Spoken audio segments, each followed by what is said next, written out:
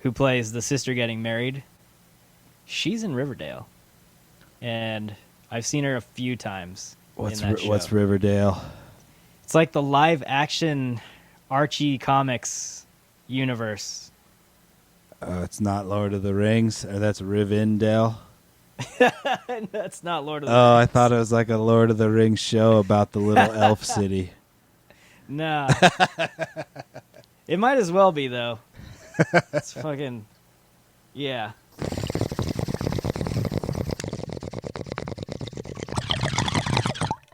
Hey, El Toddo. What's going on? We got a podcast, The Buff and the Blazer. If I was a listener, where would I go to find more? You can check us out on our website, thebuffandtheblazer.com. Drew over there writes a article that goes along with every single episode. You can find all kinds of little extras on the articles, and you can listen to the podcast right there. Also, you can subscribe wherever you get your podcasts. And, of course, we're on Twitter at Buff and Blazer. Follow us there. Get those clicks, people. The Buff and the Blazer.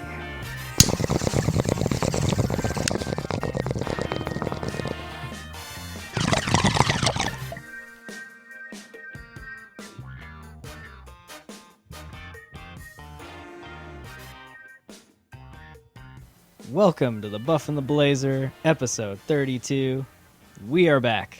Yo. And I'm Drew, and as always, I'm here with Mr. El Toddo. What's going on, man? How's it going? It's hot. How was, yeah, it's that time of year in Southern California. It is hot. Yeah, it was like 107 today outside of my car on the temperature gauge. That's nothing to compare to what I just got done working in. Yeah. But it's all good. We'll not talk about that, though. No need to compare heats. Hot Yeah. is hot. Only happy thoughts. The film we're going to be talking about today is in that hot zone. We're going to be talking about a little film called Palm Springs, directed by Max Barbakow, and starring Andy Samberg and Kristen Milioti, J.K. Simmons. I love J.K. Simmons. Yeah, he's great. But yeah, so we both saw this on a certain streaming network. I don't know if we're allowed to say it. Really? I don't know. Hulu. Hulu. It's on fucking Hulu. It's on Hulu. So we both saw it on Hulu. And so what did you think? Well, I was expecting it to be like a, Saturday Night Live level ridiculous screwball comedy. And it was a bit deeper than that, I guess. I guess it kind of caught me off guard with like the major plot twist of the movie when it got revealed. But I thought it was funny. It had some really good chuckle factor. I burst out laughing a few times. Pretty good. It's a little on the cheese side with the old love story for my liking, but people love that shit. And I expected it to be pretty bad, and it wasn't terrible. So yeah, I'll put it that way. I enjoyed it. I laughed pretty hard, but there's some cheese. Yeah. We know you're not a huge fan of that cheese. No. But and there's some geographical problems with the title of the movie and some other things, but we'll get into those later. oh yeah, I can't wait. We'll pick that shit apart. So I think I had the same exact experience, to be completely honest. Although I think my expectations were so low for this film that I was pleasantly surprised. Okay. And like you said, the film they sold us in the trailers was a total screwball comedy. And I'm not the biggest fan of screwball comedies. Like, I like a little bit of substance in my comedies, if possible. It depends on who's doing the screwball, and like Will Ferrell can get away with it all day. Yeah, Will Ferrell, like Mel Brooks is the master of screwball, like classic comedy. But like in terms of a modern day screwball, for the most part, I don't tend to gravitate towards those movies. So this film looked like that. And like you, as I got into it, I was really pleasantly surprised because there are like some screwball moments in it that are pretty funny, but everything feels like it's in service to the story. And it definitely has, I guess, a theme, and it is kind of playing with the question of like, what would life be like if you could live every day forever? And it's Yeah. not the most original plot. We've seen it in all kinds of different films. Yeah. But there was like kind of a weight to it, and they took the subject matter pretty serious at times. And to me, that was kind of a pleasant surprise. And it was a nice little balance between the comedy, the romance, and then the dramatic scenes. Yeah, and it's a bit dark too, on like an emotional level. Yeah, And for there's sure. some, I guess, some deeper issues that they discuss in terms of like the almost like a similar to the old guard deal with like the curse and the blessing of being Yeah. immortal. This is kind of a similar take, a similar, Yeah, a little less badass. Yeah, similar realm of existentialism or whatever. But Yeah. I was expecting like a total, like hyper cliche look at like the Coachella world and like Yeah. the Palm Springs vacation concert hipster vibe thing. You're talking about like the way they're portraying the geography of no, that no, area? no. I was thinking it was going to be just like making fun of hipsters really hard Oh, the I whole get you. time. I get you. Yeah, yeah. And it didn't go that route at all, which I was kind of, there's a couple jabs in there, but it wasn't like ridiculous. Yeah. And like I said, it just kind of caught me off guard because I was expecting with Andy and his kind of wacky movies that he does and the SNL stuff. He's a funny dude, and I expected it to be like a really outrageous, cliche, satirical look at the whole festival culture, Yeah. like all the hipster kids, and it wasn't that at all. And So, what's like, great I kind though of is had that they're made up in my mind before the movie even started, and then it was just like, well, that's not at all what this movie is. Yeah. I didn't watch a trailer or anything. I just turned it on. I saw the poster and was like, oh, okay. that's what they're going to make fun of. And it didn't go that way at all. No, and the poster's deceiving too, which we can talk about later. But what I liked is like the reason they're there in Palm Springs is completely legitimate, and the reason why a lot of people are there at certain times of the year, they're there for a wedding, and so on that level, it's very believable. But like in the trailer, one of the quick scenes they show is the part where he gets shot in the back with the arrow. Yeah. It's like the gag. They're playing straight, and then all of a sudden he gets shot in the back, and then everyone screams, and I'm like, oh, it's one of those films. And Like like like you know The what I'm talking Hunt, about, like right? The Hunt or something? Yes, yeah. Okay. I'm like, they're totally playing off the comedic timing deal, and it's like total screwball. And there are a few moments like that, but they don't overplay the gag, so you genuinely laugh when it comes up because you're not pounded over the head with the slapstick. Well, and, But and some of the slapstick doesn't seem as outrageous once the major plot twist gets revealed. So, like, some Yeah. of Andy's character is just so over the top until you figure out the plot. Niles is his name in the movie. Right. And like you said, what I enjoyed about this film so much is that every beat in the film is in service to the plot. So like even the screwball moments, they're all in service to the story being told. And it's very kind of like Greyhound. I said, yeah, I'm comparing Palm Springs to Greyhound. It's, go with me here. I said that was very efficient storytelling. Yes. I got the same vibe from this film. Like, I didn't feel that there were a whole lot of scenes that you needed to cut away, because even some of the B-roll, like, montage stuff is all meant to kind of play up this idea of living your life every day over and over again, and then how that ends up becoming really old really fast. And I was trying really hard to poke holes in the plot, and it was kind of hard for me to do. Like, the only thing I could vaguely think of, and just a heads up, we're going to spoil Oh, yeah. a lot of the film. It's on Hulu. It's and been it's out been for a few weeks. Yeah. And kind I of think have to it's- talk about this movie. Yeah, this one's hard not to kind of get into a little bit, but I was thinking about the scene where Sarah's taking her deep dive into like quantum physics and quantum mechanics. Yeah. Trying to figure out the time loop deal. And I'm like, there's no way she could take a couple online Zoom courses and be able to figure this out. But then I'm like, well, for all we know, she could have been doing that for 20 years. Exactly. on That's what repeat. I'm saying, because when Niles goes to see Roy, J.K. Simmons' character, at the end of the movie, it gives the impression that they haven't seen each other in an extremely long time. Yeah. So she could have been doing that for years, maybe, right? Yeah, most likely. So even that, like, I was trying to poke a hole in that, and it's really hard to do. It's not the most complex story, but it's very tight, and it's very focused. And I think because of that, you're able to buy into everything that's going on. And for me, those are the films I enjoy most. Is not these, like, completely elaborate, over-the-top Christopher Nolan type plot stories like Interstellar or something like that.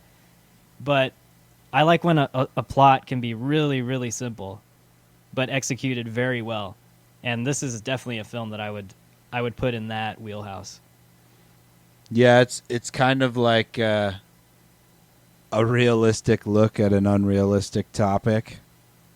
For sure. You know, so the whole time warp and the cave and the earthquake shit, like, obviously that's not a believable premise, Yeah. but like you're saying, the plot is so kind of tight, and all of the outlandish behavior makes sense once you realize that he just doesn't give a fuck, because he could die or do whatever, and he's going to wake back up in the exact same situation the next day.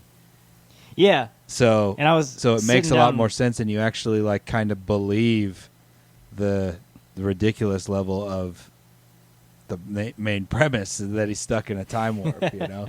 So it's kind of a cool way to take a topic that you can't believe and make it, like, emotionally meaningful, I guess. Yeah, for sure. I was just sitting down thinking the whole time. Well, I'm going to pose this question to you because this is going to be fun, but if you were stuck in an infinite time loop like this, what would you do with your time? Fuck, I don't know. Because that's all I was thinking about watching the film. I'm like, I would go to the wedding and try a million different interactions with people and see what kind of results I could get, which essentially is what he's done. I would go golf every day because it's in Palm Springs. And that's all I would do. Because every day I would write my score down and just, like, burn that into my memory, and then try and beat your score every single day. Yeah. And not drink in the pool all day. That is, like, the last thing I would do, is, like, get drunk. I would go to the wedding every night and rage and party and have fun and eat good. But I would play golf every single day. I mean, there's so many great things about that whole scenario. But And it then would you suck. watch- Like, don't get me wrong, it would totally suck, especially if it's a shitty wedding. Well, that's the thing. With like, all that. When you think about it, that's what this film's about.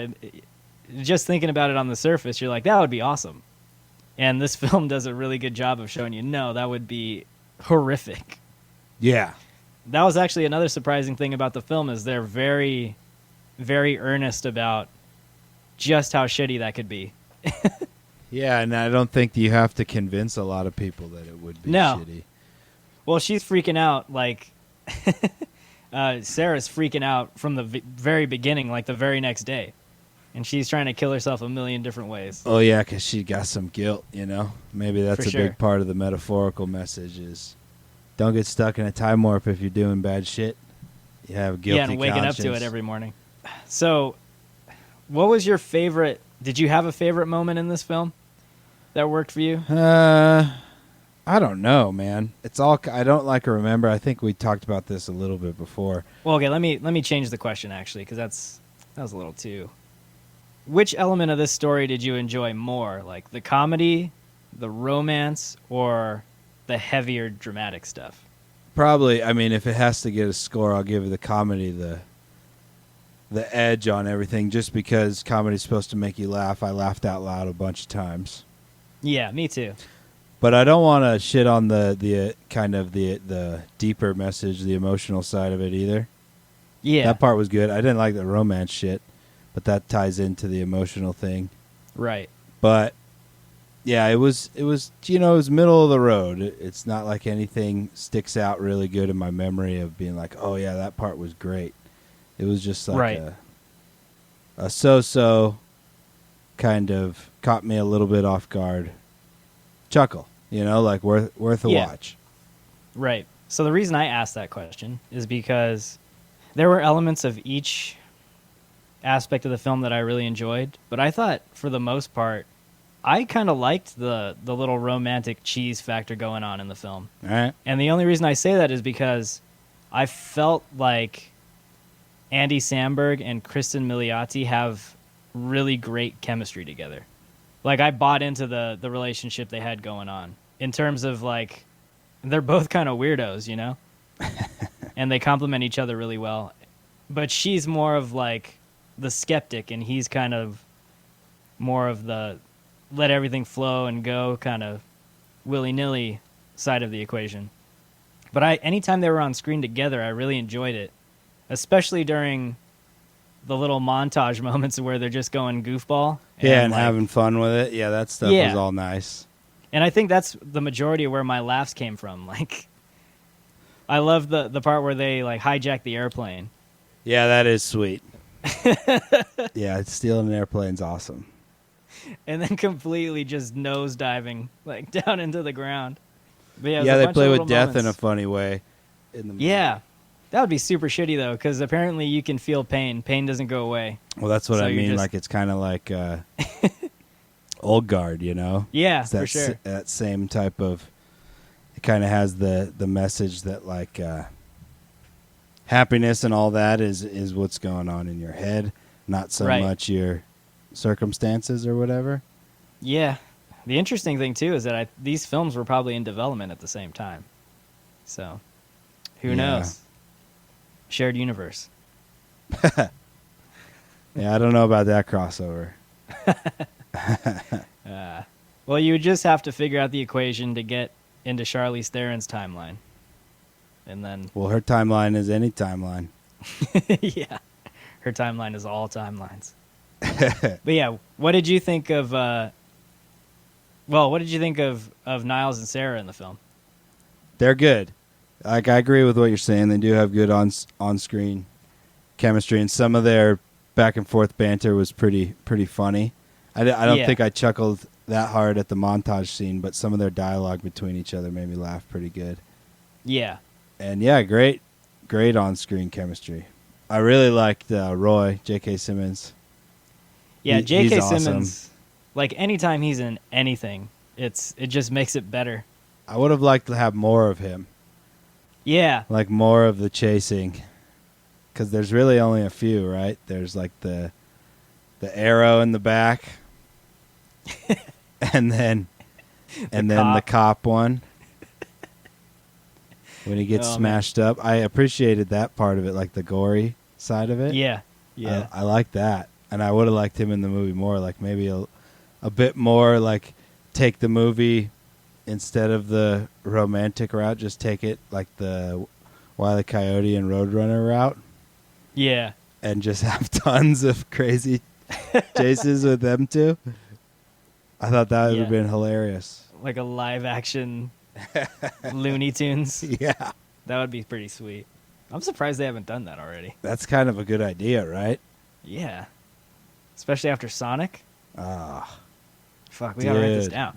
Let's write this down. it's on the digital library. Yeah. Probably a few hurdles we'd have to jump over for Warner Brothers, but other than that. But yeah, J.K. Simmons, he does such a great job of playing the intimidating guy. Every time I see him in a role like that, he's so intimidating. Have you heard of Whiplash? Have you seen him in Whiplash? Is that an old movie? It came out in like 2014, but Okay, it's the no. film he won his Academy Award for, No. and he plays this like hardcore music instructor, Oh, I know what you're talking about Yeah. now. and I he should watch that. he is intense in that film. And so I was definitely getting vibes of that movie in Palm Springs with his character here. But yeah, you gotta love J.K. Simmons. He's just one of those guys. He's so good.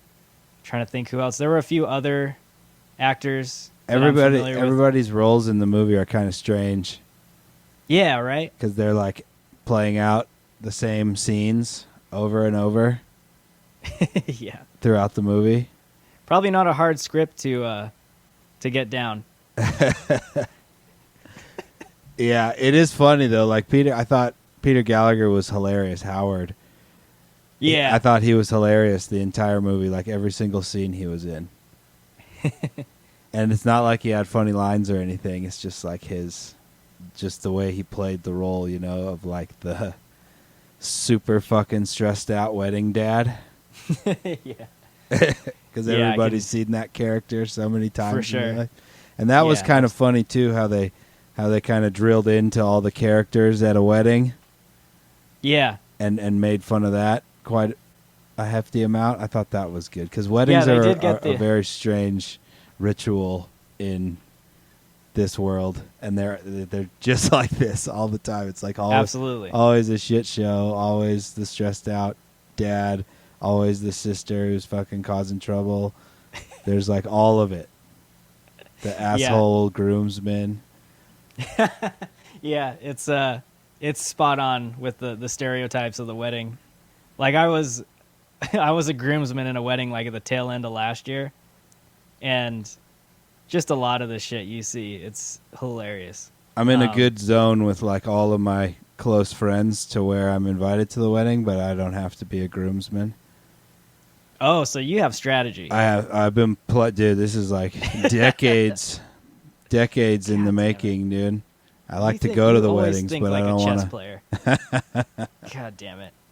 Yeah, You gotta play the right angles, otherwise you having to wear a tuxedo to every wedding, and you don't want to do that. Especially where we live, it's hot. You want to dress normal. yeah, so true. Take a little bit of the Toddo wisdom, but yeah. Let's see, Camilla Mendez, who plays the sister getting married. She's in Riverdale, and I've seen her a few times. What's in that show. what's Riverdale? It's like the live action Archie comics universe. It's not Lord of the Rings, or that's Rivendell. That's not Lord of the Oh, I Rings. thought it was like a Lord of the Rings show about the little elf city. Nah. It might as well be, though. It's fucking... Yeah. You never know in the Archie comics. And then I gotta shout out Meredith Hagner as Misty. Yeah, Who plays Niles' she's girlfriend pretty in the damn beginning. funny in it. She's really funny, and she plays on a stereotype that is perfect. Yeah. The way she plays that character. Yeah. And on top of all that, she's totally cheating on him.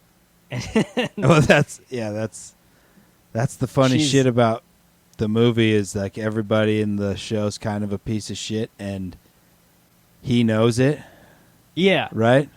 right. So he's That was like, one of the moments I laughed out loud at when he wakes up and he's like, "We have to break up." She's like, "You're breaking up with me?" And he just repeats every word she says. yeah, that was pretty good. Little mirror action. Yeah, that was a good moment. Yeah, she's really funny in the movie. All those scenes where like she's giving the speech at the beginning of the reception, Yeah, and they do that same scene like 4 or 5 times, and every time it's hilarious. yeah, they get to play with that a little bit. Yeah, There's a bunch of TV actors in this film.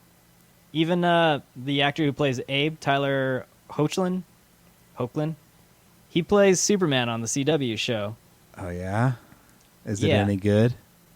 I'm not. CW is definitely, the shows on CW are targeted at a younger audience. Well, So you got a bunch everyone of kids living around you, right? So you Yeah, probably see it more than I don't even This think I is- have a ability to. I don't have TV or nothing, so yeah. Like, so he was Superman in the Supergirl show, but I swear every one of their TV shows, everyone looks like a supermodel, and everyone has $1 million smile. It's hilarious. gotta get that younger audience nice and hornied up, Yeah, nice and wet. grooming them for Twitter when they turn, or not Twitter, Tinder when they turn 18. Well, you never know. Twitter too. Yeah, right. Could be Twitter. But the main core group, not even group, but obviously Andy and Kristen, their chemistry's perfect. Even the scene between Andy Samberg and J.K. Simmons when he's at Roy's house, Yeah, that was a cool little moment. yeah. Like Andy kind of impressed me a bit. There were some fairly serious He's got some depth. scenes in this movie, Yeah. and it was believable.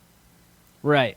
There is like a charm to this film in that it is funny and it does have these cute little moments, but there's also a lot of heart in some of these scenes. And the scene between Niles and Roy at his house, that was another one of those moments where, you know, there's some heart going on behind that writing. Yeah, it's And, kind of interesting.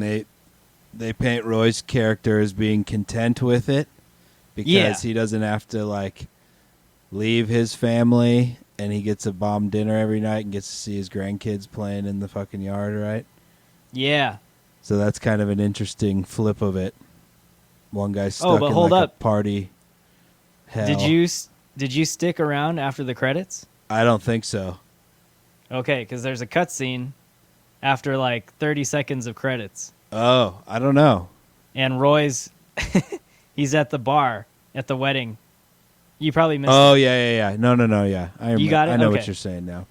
So yeah, they basically imply that he gets out of it. Yeah. And that was kind of cool.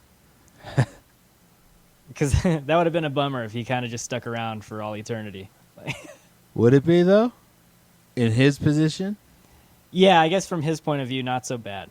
If you're a happily comfortable grandfather, Yeah, get to eat a bomb dinner every night, that's true. it might not be that bad. Yeah, But it will go on forever. I think it's the concept of forever that really freaks everybody out, right? yeah, You don't want to have to do anything forever. right. Yeah, kind of a timely little message. Yeah, everybody's got to have been sitting in their houses forever. Not forever, but for 4 months. I know there's a shit 5 ton of months. people out there waking up in the same bed every morning at 11 o'clock. Are we all just stuck in a 2020 time warp? Yeah, for sure. Constant infection. Good God. We got a We'll get on hurricane that bearing physics. down on Florida as we're recording this. Yeah. And we had an earthquake this morning, didn't we? I Or don't yesterday? know. They've been fairly frequent this year. Yeah. Well, let's wait for another volcanic eruption up north, too. I think the big one, though, was before 2020, right at the end of last year, the real big one that we had. Yeah. In fact, I think I was in the theater when that happened. I was up here. That was pretty gnarly because It I went was on in one for of like those, 2 minutes, dude. Yeah. I was in a Dolby theater, and they have these gigantic speakers all over the ceiling. And I remember as that happened, I just kept staring up at the ceiling. Like, let's see how strong these mounts are. Yeah, we digress. But yeah, I think the cast was solid in this film. Me too. And it made the film, I think, in a lot of ways. Yeah, it could have been a lot worse. For sure. Let's talk a little bit about, I'm going to be honest, there wasn't a whole lot of tech in this film that stuck out to me a whole bunch. It's very, in fact, I'm writing this in the article, but to me it was just good old-fashioned, straightforward filmmaking. There's no frills or anything to it, nothing trying to be too overly artistic. Everything's just kind of straightforward, your traditional shots, maybe minus some like coverage of the area that was really nice to look at. Yeah, but that's my gripe. Yeah, we'll make sure to talk about that too. But just talking about cinematography and how this film shot, there's nothing that really blew my socks off, which is totally fine because this film doesn't have to do that. It's focused on something else. And one part of the look of the film that I did enjoy quite a bit is the vivid color palette. Like all the hot colors. Yeah, like all of the real hot, bright, vibrant colors really come off the desert scape. Yeah. And the desert like color palette, and it all works and looks really, really nice. And it had kind of that pristine sheen to it, I guess, with the colors, and I really enjoyed that. Desert looked real clean. Yeah. And that's always a good thing. But yeah, like you said, I'm trying to think in my head if there was any shots where I like them, because there's some landscape in it, but it's always pretty close up. Am I off by saying like most of all the outdoor scenes, you don't get a huge view? No, of the you definitely don't landscapes? get like big panoramic shots. And that's where I think like you could have snuck some in there because Palm Springs has some of the most iconic views in Southern California. Right. But yeah, from like a filmmaking standpoint, I feel like some of the action I really liked how it was shot. Oh yeah, like some of the smashing and like the plane crash and the bus. Right. And I did like all that, but nothing really like I can't think of like any crazy upside down shots or like trippy visual camera tricks that we're used to getting accustomed to seeing in like every movie now. Yeah, it's kind of funny because I think the shots I appreciate most in this film are the most simple. Like the whole sequence when they're outside in the desert doing mushrooms. Mm. And you got your little Jurassic Park nod with the the Bronchiosaurus. Yeah, that was actually pretty cool, man. Like that was cool. Like the granite freaking dinosaurs off in the distance. Yeah. I did really like that. I like that, and I liked how he framed both of them inside the tent when they're having their cheese moment. It's just simple little shots like that, but they do a lot to enhance the feeling going on and getting you literally and figuratively in close with the actors. Yeah, that's a good point. Like the filmmaking doesn't ever take you out of like the emotional arc of the movie or like the main plot vibe. Right. Of the whole movie. You never like it doesn't take your attention away from the main story. Right. Yeah, I see that. But yeah, you're right. They could have had some beautiful panoramic shots of a film called Palm Springs. Yeah, so if there's a perfect scene they could have put it in too. Okay.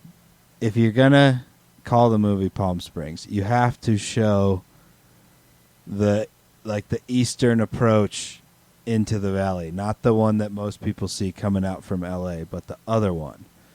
Because the eastern flank of San Jacinto is like something to behold, man. It's one of the most sheer rock faces in the state. It's gorgeous. And they could have, when she drove back to Austin, right? So like right when she flipped out, they could have shot her car. She's getting right at the top of like Sirocco Summit on the 10 freeway looking back at the valley, you know? And then you could have at least given that the nod. Yeah. Because that's like a big part of the visual experience when you're actually in Palm Springs. Right. Is like there's nowhere you go where you're not like just dominated by that face, that rock face that goes up to San Jacinto where the tram goes up and all that. Yeah. Or they could have done something on the tram. Yeah. You know? And it looks like most of the movie was shot around Joshua Tree or Yucca Valley, I think. Because there's not that much open desert in Palm Springs City. Like, everyone owns that shit. Right. You know, even like the northern-facing stuff after you get through the strip in Palm Springs, the stuff that goes out to the east, people own all of that shit. You can't just roam around the desert out there. Yeah. It's all private property. And like you said, it's hard to tell anyways, just because of the way everything's framed. You don't really get a whole lot of real good establishing imagery in the background to be able to pinpoint where you are. Yeah. But I agree, like, and I asked you this before we started recording, why would they call this film Palm Springs? And I guess maybe to avoid any kind of other cliche title that you could have stuck on this thing, but to have the title of the film be so central to its location, I think they could have done a little bit more with that. Just that one shot, man. Literally that one shot. And you could have bought the whole name off. Or show the Coachella Canal like in the poster. Yeah. That was deceiving. I bet you anything they tried to get permission to film in there and they couldn't. They don't let maybe you film no one on wanted Andy Samberg water. a water source that's feeding the millions of people. Yeah. That Andy Samberg contamination. But yeah, that's my big hang up with the title, and it's like you got to show that. Got to show San Jacinto, man. Palm Springs isn't Palm Springs without that giant freaking rock towering over you, you know? Yeah, anytime I get the opportunity to drive out that way in the morning, like the early morning, it is some of the most beautiful stuff. Yeah, that pass is It's- gorgeous. Yeah. I like approaching it from coming from Arizona on 10. Yeah. When you start to drop down into Coachella Valley and you can see San Gorgonio to the north and San Right. Jacinto to the south, and they're just like Yeah. these two guardians of a whole different region, you know? It's awesome. Yeah. And you got to Yeah, show it's that gorgeous. shit in the movie, man. It'd take an hour, film it with a drone. For sure. I mean, I got to give it to the guy though, Max Barbacow. This is his first feature. All right. His first full-length feature film, and it doesn't get much better than this. I mean, this film's rocking a 93 on Rotten Tomatoes right now. People are eating it up, but we have a Yeah. theory behind it. Yeah. There's a shortage of happy feel-good going around, I think, these days. Yeah. People are craving for something that makes them feel warm and fuzzy inside. Yeah. And this movie mean, does that. But, I mean, 93 and 89 audience score, those are like Oscar-winning numbers to me. And this movie is not that at all. Well, it is well made, though. I'll give him that. It's a solid film, and especially being a first-time feature, my hat's off to the guy. He did a good job. Here's another cool little thing. So there's not a whole lot of score in this film. There's a couple scenes where it comes out, and I definitely got that 80s like synth retro vibe in those quiet moments where it's utilized. But Oh, yeah, you know. yeah, we get my favorite Khruangbin song in the very beginning of the film. Yeah. Khruangbin is the shit. And they rock a good amount of August 10th, right? Yeah, August 10th. And- That's like my favorite Khruangbin song. And they let it rock for maybe, I don't know, a third That's a of the good, like- song, maybe half of it. Yeah. It's really good. They got a Miller Lite commercial, too. I'm so stoked that they're getting paid. They're so awesome. Yeah. They're my as soon favorite as it band came around on, right now. yeah, as soon as it came on, I was like, El Toddo's got to love this. I bought concert tickets to go see them in August of 2021 because sweet. that's the earliest I could get a concert ticket. It's for, Are you digging their new album? Yeah, I want like I want to hear all the audio, all the instrumentals Yeah. without the lyrics, Right. because I know they're gonna like break it down. I think they're gonna be a lot better live than on the record. Yeah, for Because sure. they're gonna like break it down and do a lot more jamming in between all the verses. It's kind of lyric heavy for me, but hey, they're fucking awesome. They can do whatever they want. I still love it. I still rock it. It's not like I dislike it. Yeah, for sure. But that It's- was a pleasant surprise. And it's a different song vibe came on. than, kind of all their albums have a different vibe, so they can do whatever the hell they want, man. They're fucking great. Yeah. So that was cool. There's a lot of good music in this film. Yeah, I did enjoy the music a lot. I felt like this was right up your alley because there's not a whole lot going on. There's a lot of quiet stuff, Yeah. a lot of scoreless stuff, and then the music kicks in right at the perfect times. Respect the silence if you're going for a deeper emotional vibe. Yeah, Rock the Silence. What did they finish on? A Hall & Oates song. Hall & Oates. I saw- At the very end. I saw Hall & Oates at a music festival like maybe, Did you really? Yeah, 2016 or something, Kaboo in San Diego. And they were awesome, man. I absolutely loved it. I didn't figure you for a Hall & Oates fan. Oh, I loved it, dude. It's almost like Hall & Oates kind of has like almost like a joke to them when you start listening to them as a kid. Right. But then you actually, like, it grows on you. Some of the stuff that you made fun of as a kid, it grows on you. And I was super intoxicated when I saw them. Yeah, And for sure. it was really good. I loved it, man. Yeah, I love When the Morning Comes. That was like a perfect song to end out on. Live from Daryl's House was an awesome TV show. I don't know if I it's remember still that. on. But That was really the good. CeeLo episode is fucking great. Yeah, that was a good one. Yeah. That's awesome. Yeah, never would have thought. A lot of the emotion in this film is driven by popular music, and it's really great. We got some 10,000 Maniacs in there, Natalie Merchant, just some really good songs going on. I liked it a lot. I think I like soundtracks way more than scores, man. Like Yeah. orchestra stuff. For sure. I don't know. I like it a And lot for this more. film too, it works perfect. Yeah. I don't know. I there's not much more I can say. I think this is a good moment to get into our love hates. All right. So what do you got? I love that the movie kind of caught me off guard, and they did attempt to look at maybe some deeper philosophical issues with mortality and whatnot. And I love the chuckle factor. I laughed pretty hard at a bunch of times in the movie, and I appreciate that. That's what I was hoping to do.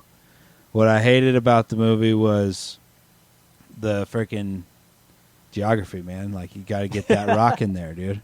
You got to show Palm Springs for what it really looks like. Because almost all those shots when they're outside, none of that's in Palm Springs. It's nearby, but it's not there. Like, the actual city of Palm Springs is dominated by that rock. It just is there, you know? It gets shady in Palm Springs hours and hours and hours before the sun goes down because that rock is so huge. No, I hear you. And that's my directors out there. PSA, you guys got to bring up your continuity game a little bit. Del Toddo's all about those cardinal directions. And I can give him, a pass on the canal because there's no way you're getting clearance to film in that shit. Like, it's the a clever poster. marketing thing. But though. yeah, I like the poster. It catches your attention for sure. What about you?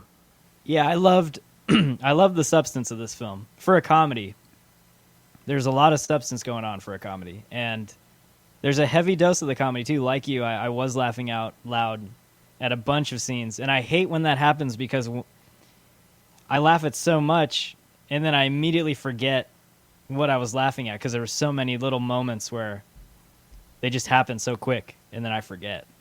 Yeah, but that's an interesting kind of look at comedy. Do you want it like rapid fire, or do you want like super long build laughs that have bigger payoff? I'm more of a rapid fire kind of fan. Yeah, I think I'm with you. So I appreciated that quite a bit of the film. And for me, to be honest, there wasn't a whole lot I didn't like about the film. Yeah, they probably could have played up some of the imagery with Palm Springs, and I'm still a bit uncertain as to why they chose Palm Springs as the title for the film. But I get it. What else are you going to call this movie without it being completely generic? Well, the title and the poster sent my mind directly towards like making fun of the hipster Coachella crowd. Right. So that's totally what I expected with the title and the poster like that. Yeah, for sure. And to my knowledge, too, you can't get this film anywhere else. It's exclusive to Hulu. Yeah, it's some of their original content, eh? Right. So. How long was it? It's an hour and a half. Okay. So I love those hour and a half run times. Yeah. To be honest, I'm getting sick of 2 hour long films. Yeah, well, Tenet's going to be like 7 hours when it comes out, right? Yeah. Like 3 parts, 7 hours, and it involves time travel. You have to time travel to see it. That's how Christopher Nolan's going to release it. Yeah. You got to travel to 4th of July 2021, and then you can watch it. Oh, yeah, apparently we're traveling to 2021 to watch that film anyways because he thinks it's coming out next month. No, yeah, I don't know. They say he's going to release it in other markets before the U.S., right? Yeah, but then apparently there's quite a bit of markets in the U.S. that are expecting to be able to show it. So we'll see how that goes. I've heard this story quite a bit this year, and it hasn't worked out too well. A legal battle. Yeah. Maybe it'll get leaked, and we'll do a bootleg review and get sued. There's always that option. That'd be sweet. Yeah. I mean, I'm just kidding. It couldn't get much worse. I mean, for me, anyway, it's hard to poke a hole in this film. Really, it's a tight little. It's solid, man. Charming. It's solid. Charming film. All right. So having said all of that, what do we got this on your bongo-meter? Well, I was back on the cheap. Got to watch this movie back in a legal state. Sweet. So that was lovely. I don't remember what I was smoking, though. I think I was finishing off the last of my Girl Scout crack. I'm going to give the movie 3 bong loads. Okay. It's solid. It's a good movie. It's a little cheesy on the love side, but it does have a kind of a cool arc and storyline. But if you're going to call the movie Palm Springs, you need to put that rock in there.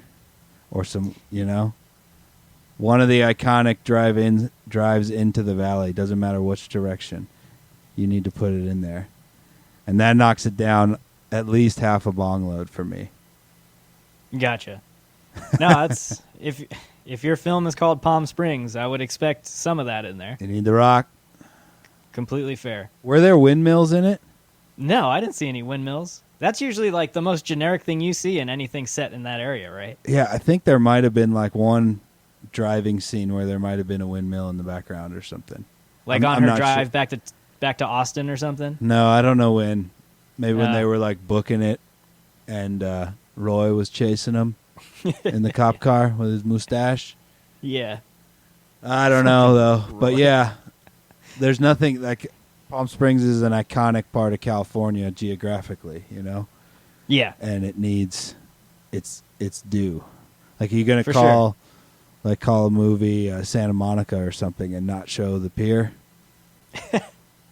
Yeah. or call some movie San Francisco and not show the bridge? I was just going to say that. You know what I'm saying? Like Palm Yeah. Springs, you show the damn rock, Yeah, or or the New Palm York. Oasis, out back on the Yeah. reservation. Yeah. No, I hear you. I approve that message. What about you, man? What you got? How many buckets?